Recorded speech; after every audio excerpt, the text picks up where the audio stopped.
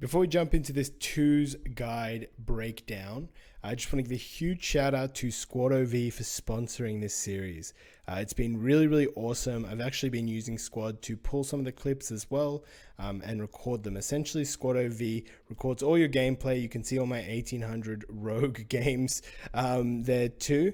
And you can watch them, revisit them, see where you died, see what mistakes you made.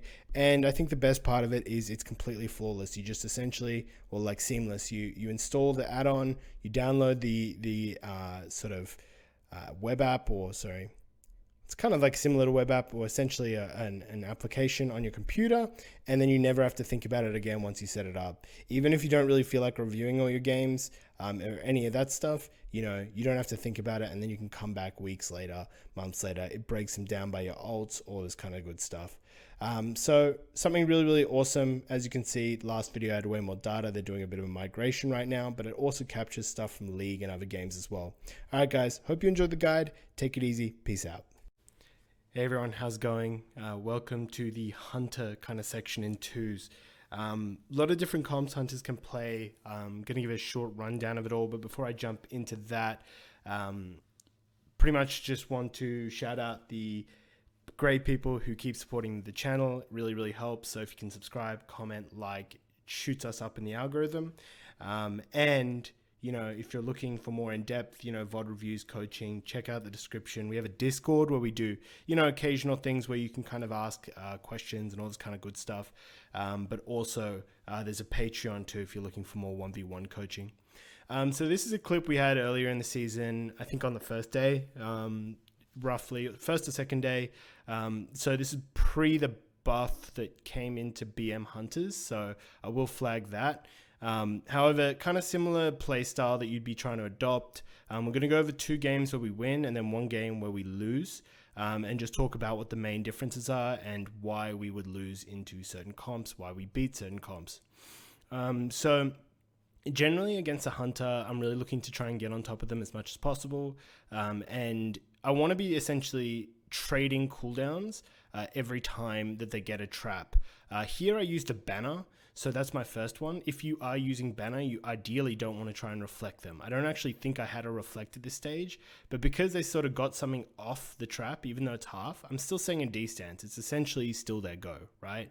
I see that he uses his, dome there. So we don't really have to like commit to anything, and my shaman's just able to top me pretty easily. I see coordinated assault, which is just about to end, and I just send the disarm because I'm not actually being completely topped right now, and if I'm not completely topped in that instance, it gets really dicey. Can be really difficult to kind of stay alive. This is a bit of a miscommunication between me and my shaman here, but I unfortunately used rally there because I thought he wasn't going to trinket, save it for a bit. But in this instance, I'm essentially thinking, cool, what am I going to use next in here? A big part of versing hunters is if you're able to keep fairly decent pressure on them, get CC on the healer, which is a lot easier against a priest, you will end up generally crushing them. They can't really stay in. They're not the tankiest classes. So generally, like, the reason why these guys lost or kind of took this big L is because of this banner here that we throw, especially on survival hunters. Survival hunters have a much easier time kind of baiting out your reflect as well, because they don't necessarily have to trap right after the stun. Because they have a harpoon, they can use intimidate on you and then harpoon the trap. But you can kind of tell based on sort of the positioning of his priest as well, who's going to be trying to push in. So we drop the banner down here and we get the half sort of fear here. And ultimately this, in my opinion, the shackle here, the spear here was kind of a little bit meh. And I probably could have swapped after he uses pet sack, but I just keep hitting into it because I had sweeping strikes up and his pet's like kind of getting low with a sharpen on it. So generally pretty good value into stuff like that. Just getting the banner off there, which just makes it so much cleaner. He does a half fear into it as well, which just means that although it's the same distance, we just stay in D stance. We don't even have to disarm instantly when we see coordinated assault for that reason. So that's the first clip there, and we'll jump into the next. So the next one I know is one that a lot of people are struggling with. Again, I don't know if I'm running Reflect Legendary here because I'm pretty sure my alt warrior, I didn't have it for quite a while. But hopefully we will show you some reflect gameplay as well. I do know some people do the intervene reflect, like they intervene onto their healer and then just press reflect. Sure, you can do that. Honestly, pressing reflect against a lot of classes is probably not good to do for the trap. Like, you're reflecting the trap, but if you can eat the trap, it's usually good anyway. Your healer just dispels, or they're usually going to damage it. So you don't have to press the reflect as well. I really wouldn't recommend that, especially against priests or druids where they do actually have good CC. So here, right, the first instance I get stunned, and because like this cyclone, I can use I instantly stun the hunter. We stop a lot of the damage. So while they're getting CC and there's big damage, it's annoying. But the second I see thorns, I swap. I don't want to be hitting into thorns. You will tank a shit ton of damage hitting into thorns like that.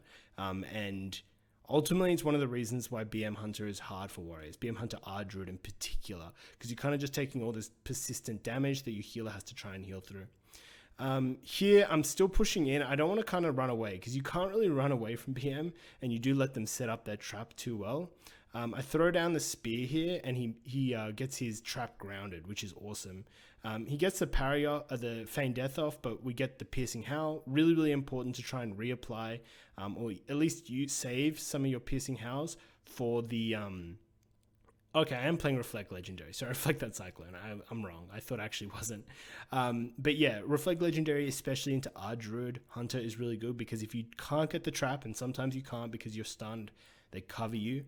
You can at least force the Druid to fake cast a Cyclone on your healer, especially if you can't connect to him, or you don't necessarily want to use your mobility to go back onto him because you got good pressure on the Hunter, for instance.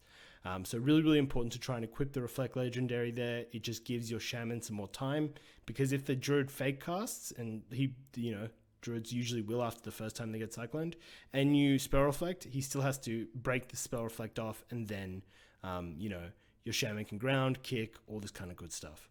But you don't want to necessarily always use it if, you want to let your Shaman get them himself. If he's got grounding up, he's got shear, and that's something you want to communicate, because you generally want to save your reflect for the bash, because then he bashes your Shaman, wants to cast a Cyclone, and then he might have to commit like Bear Roar to actually get the Cyclone off if you reflect it, which is two things which you're just forcing out. So yeah, what I was saying before is you also want to try and keep Piercing Howl whenever they feign death. It doesn't necessarily always line up, because the cooldown is longer if they're using it on cooldown as well.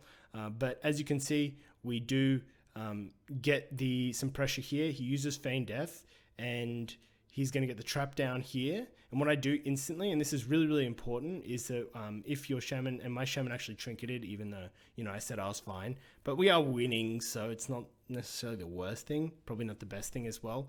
The big thing you want to try and do is commit and trade your defensive cooldowns as soon as possible when the trap hits, especially if you don't have an easy exit option. If I'm downstairs and I can just, line and, maybe kill his pets, ignore pain, all that kind of good stuff, then I don't have to trade parry. But in this instance, in my head, it's like, well, I didn't know that the Shaman was going to trinket there, but if he didn't trinket, I just trade parry. It's a pretty good trade. I can still stay aggressive and stay on top of them. I don't let them reset. So here we see the Druid obviously right on top of him, and the Druid is kind of trying to kite us away. And I just stay on top of the Hunter because I have an Earthen Wall there too. And the Hunter is sort of in a lot of trouble. They're going for the Cyclone right now. And as you can see, he's just having a hard time. My Shaman's sort of blocking him out. And he's just focusing too much on that without healing his partner. The big things there were just trading out defenses as soon as possible and just being on top of them. And just making sure that we have the momentum. A big issue that I see a lot of warriors do against BM Hunter R Druid is they'll hit into thorns and then they won't trade the defensives. They'll parry at like 10%. If you parry as soon as possible and hit D-stance, you're essentially taking, obviously it's not 50%, but it's like 40-something% reduced damage. You're parrying his pets if you're kind of like kiting them properly. And you're able to kind of live pretty easily with just ignore pain, parry, defensive stance. You will take damage though if you still hit into thorns because it's all magic. You will get the damage mitt, but still something that chips away at you. And if you keep doing that and letting them trap off cooldown and then triple Cyclone, you'll absolutely lose. And that's what we're going to show in the last game of this YouTube vid. All right, we are going to show one more BM Hunter R Druid. I think this is a bit lower CR, but I made this big mistake where I ran disarm instead of the execute charge. So, definitely kind of balances that part out. So I didn't actually realize that for a lot of the game too. So at the opener, I see the Druid is trying to get a Cyclone. So my what's it called? Mistweaver is able to stop him, but at the same time, you still want to just, avoid kind of tanking those. And I dropped the banner down there so he could have gotten away. Unfortunately for the hunter, he did just trap nothing. When he feigned us, I throw the shackle. I really enjoy shackle on Venthyr in 2's a lot of the times because I feel like it gets you a lot of pressure when you're like getting kited like this, especially into hunters in particular because they don't have a reliable kind of stop. This is sort of the moment where I realized, look, this is Thorns, this is Bestial Wrath, and I don't really want to have to commit cooldowns outside of the trap go. And the Druid, we've gotten every trinket already in the game. Why am I just going to tank Thorns in the middle of the map, right? So I intervene because we win next go or very soon anyway. Purely for those facts, I have Colossal Smash coming up. So you want to just avoid tanking damage like this. A big thing to know against BM hunters is that part of their rotation, and most of them will run it, is Barb Shot, and Barb Shot uses Stomp, right? So if you actually bring his pets onto your healer, a lot of the times lower CR ones will Stomp and break the traps for you. And also if you're just on the healer, he can't use Barb Shot, which does reduce some of his damage. Sorry about the kind of frame delay there. So here we see the Druid's trying to get something off here. I'm just Blaze Storming to stay on top of him because I realized I didn't have the right thing. I stun him. I see some considerable damage coming out here from him too, but we're just pushing pressure in. And instead of chasing, right, the Druid and getting pulled out there with leaving my, what's it called? Mistweaver behind, I'm just kind of pulling back. I'm playing safe. I see that he gets the stun, so I just disarm him. Keep defensive. I take literally no damage in this. I see the shackle coming out, but honestly, it's kind of fine. I reflect one tick of it, and I just parry here so I can stay aggressive. I think my healer in this instance had no gear, so not the best. That's kind of why I'm playing so much more defensive than normal. He gets Cyclone, but he trinkets that Cyclone and then sweeps. And we have pretty good pressure here. He throws the trap, and a lot of BM hunters will kind of panic a lot here too. He Thorns, and I just swap off. I don't have Condemn Charge, which makes making this really, really awkward. But I don't want to just tank damage and make it harder for my healer, especially because we're not winning mana. The hunter is because they've got an R Druid, they are doing way, way more healing. And I think R Druid has about 10 eye levels on my guy. He gets stunned here. He's already disarmed. I would get a fear on both and essentially just Blade Storm so, I can stay aggressive, stay on top of him, can't get slowed, all this kind of good stuff. Here, I'm just, finishing him off. I see he's casting the door. You just kind of want to stop those as much as possible, especially if they are on your healer. If it's just a door randomly somewhere else and, you don't want to hit him anymore, it is fine. This is where I sort of call that I can get the kill, and I just tell my healer, can you top me? He's like, yep, he's got Cocoon. We're going through Thorns, essentially. This is kind of the only dicey part where, I am sort of just waiting on my healer to use stuff before I, pop anything else. We hold, rally, all that kind of good stuff. And we are just trying to get on top of this guy and finish him off right now. Not too much more to say. Essentially, they have a really, really hard time reconnecting. And, the Druid's going stealth to try and get CC. Kind of similar tactic. If you're putting enough pressure and damage down, the Druid has, every time the Druid does this and it's unsuccessful, they're so far behind. I see the Druid's trying to cast a Cyclone right in my face and they lose the game. So yeah, another one, kind of showing some basic stuff. I played all full talents there and didn't play the legendary. So you can see that even without the legendary or even Condemn Charge, you can still pose a pretty good threat against a BM Hunter R Druid if you're able to kind of play defensive and just play, not just sit there and hit Thorns. And I'm going to show you one game where I do the opposite of everything I'm saying. So yeah, this is I think first day as well. I think Serve got a bit of a buff as well. So something to like take note of. Yeah, so big thing here, it is an Android, it is a survival hunter, about 300 MMR higher than before. I think this is 2300 MMR second day, somewhere along those lines into, so it does get kind of a little bit sweaty. We're playing Disarm, we're not playing Banner, which I really should have. I should have absolutely played Banner. And I'm not playing Reflect Legendary, so instantly you can see that I don't have a really good toolkit against something like this. One big thing to note against the Ardra teams is you can like blow a Blade Storm there. It depends. If your healer's not in CC, then the stun isn't as scary. So I don't know. I generally find that, you know, it's kind of 50-50 whether you like doing that or not. He's kiting me, so I drop the stun. I'm taking a fair bit of damage, and this is his cooldown, so I disarm the Coordinated Assault. And at this point, I should have started to help my healer instead of staying aggressive. I do trade the parry, so obviously I'm not dying that hard. But this is kind of where we slowly are going to fall behind, because I'm just letting him get triple Cyclones. And then this is where I swap out a D. I do swap because I don't want to hit into Thorns, and he uses stun there too, which is generally good. The Thorns get purged off, one of the perks of playing with a Shaman there. And we get some pretty decent pressure off here, and what you'll notice with Serve Hunter is they will have to kite you, like there's no way. I do a really bad shackle, which just shouldn't have happened. And I try and kind of peel back here and kite. I get a fear off, and unfortunately I don't hit the Druid with that. Because he like stealthed at the exact same time. The second he drops a trap, I do disarm it, but I make a really big mistake here because I don't stay on the Druid to stop the Cyclones. I'm kind of like awkwardly hitting the Hunter. If I just stopped these Cyclones and used these Storm Bolts onto the, what's it called? And onto the Druid the entire time, I think I would have, you know, I think we would have still had a pretty rough time, but I don't think we would have lost here.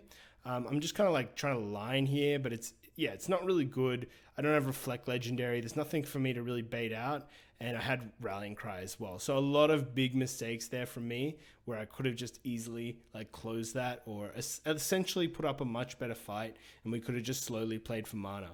As you can see, the things that we did do right is we did trade the disarms, the parries, we were in D stance and did try and like swap off as much as possible. So my healer literally wasn't able to heal the entire game because of how oppressive this CC is.